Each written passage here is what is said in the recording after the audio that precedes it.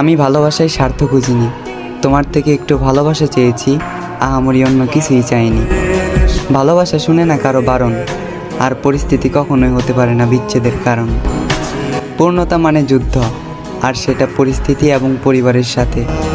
যুদ্ধে আমিও জয়ী হতাম যদি তুমি আমার সঙ্গ দিতে। তুমি দিলে না আমার সঙ্গ, দিলে না ভালোবাসা, তাই অপূর্ণতাই রয়ে গেল, ছিল মনের যত আশা। ভালোবাসার নাম করে দিয়েছে শুধু ধোঁকা, তাই এত বড় পৃথিবীতে আজ আমি শূন্য মরুভূমির মতোই একা।